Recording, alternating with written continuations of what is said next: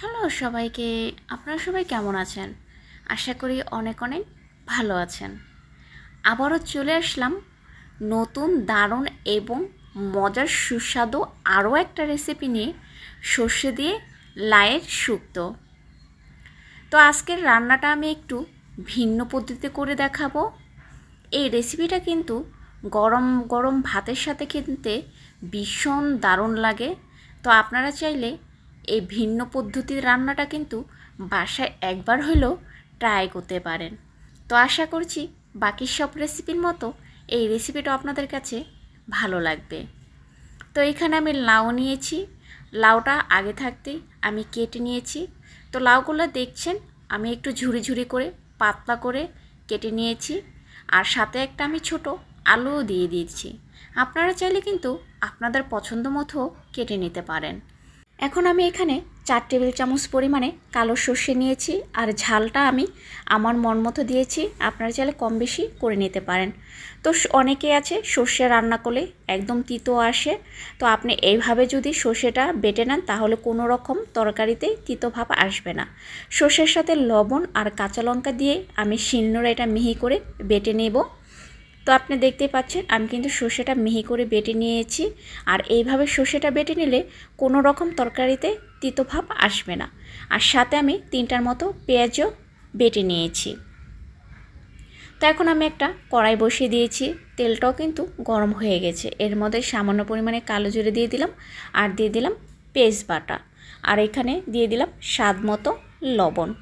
তো তেলটা আমি এখানে 4 টেবিল চামচ পরিমাণে দিয়ে দিয়েছিলাম। তো এখন পেস্টটাকে আমি হালকা করে লাল করে একটু ভেজে নেব। তো পেস্টটা কিন্তু আমার লাল কালার চলে আসছে, ভাজাও হয়ে গেছে।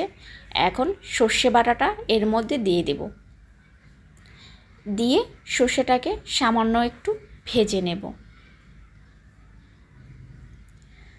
তো সর্ষেটাকে ভালো করে আরেকটু ভাজার জন্য সর্ষের বাটার যে বাটিটা রেখেছিলাম সেই বাটিটা একটু ধুয়ে জলটা দিয়ে দিলাম। তো দিয়ে এর মধ্যে এখন আমি মশলাগুলো দিয়ে দেব। তো এখানে আমি 1 চামচ পরিমাণ হলুদ গুঁড়ো দিয়ে দিব, আর সামান্য পরিমাণে লাল মরিচের গুঁড়ো দিয়ে দিব।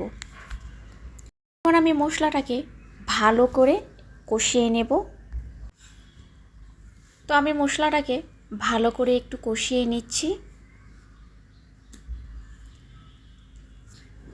তো আমার কিন্তু মশলাটা কষানো হয়ে গেছে, দেখছেনই উপরে তেলেও উঠে গেছে আর কড়াইতেও লেগেও যাচ্ছে। তো এর পর্যায়ে আমি কেটে রাখা লাউগুলো দিয়ে দেব।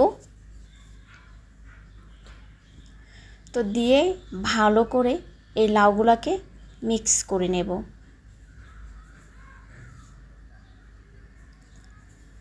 তো আমি সবগুলো লাউই সর্ষের সাথে ভালো করে মিক্স করে নিচ্ছি।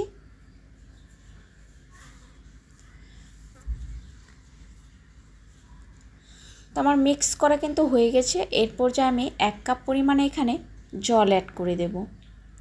তো জল দিয়ে এখন আমি এটাকে ঢাকনা দিয়ে ঢেকে দেব। এখানে বেশি জল কিন্তু একদমই দেওয়া যাবে না, কারণ লাউ থেকে কিন্তু এক্সট্রা আরও জল বেরিয়ে আসবে। তো ঢাকনা খোলার পর দেখতেই পাচ্ছেন এখানে কিন্তু লাউ থেকে অনেকটা জলও বেরিয়ে এসে গেছে, আর মোটামুটি লাউগুলো কিন্তু সিদ্ধ হয়ে গেছে। এরপর যে আমি এখানে 1 টেবিল চামচ পরিমাণে চিনি দিয়ে দিলাম, 1 টেবিল চামচ পরিমাণে ভাজা জিরার গুঁড়ো দিয়ে দিলাম। দিয়ে এখন আমি আবার একটু 5 মিনিটের জন্য ঢাকনা দিয়ে ঢেকে দেব।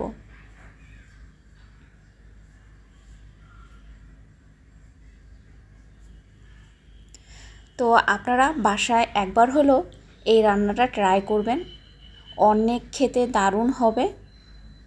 এখন আমি আরও 5 মিনিটের মতো এটাকে আর একটু মাখা মাখা করে রান্না করে নেব। তো দেখতেই পাচ্ছেন আমার কিন্তু ঝোলটা অনেকটাই ঘন হয়ে গেছে এবং মাখা মাখা একটা ভাব চলে এসেছে। তো এখন আমি এই পর্যায়ে এটাকে নামিয়ে নেব। তো আমি এটাকে নামিয়ে নিয়েছি। তো নামানোর পর দেখছিনি এটা কতটা সুন্দর মাখা মাখা ভাব চলে আসছে, আর দেখতে কতটা সুন্দর হয়েছে। এটা কিন্তু বেশ খেতেও দারুণ গরম ভাতের সাথে। তো তো আজকের এই রেসিপিটা আপনাদের কাছে কেমন লাগলো, যদি ভালো লেগে থাকে অবশ্যই লাইক শেয়ার করবেন আর কমেন্ট করে মতামত জানাবেন। আর এরকম ভালো ভালো রেসিপি আরও পেতে হলে অবশ্যই চ্যানেলটা সাবস্ক্রাইব করে পাশে থাকা বেল আইকনটাকে প্রেস করে দেবেন। সবাই ভালো থাকবেন, সুস্থ থাকবেন।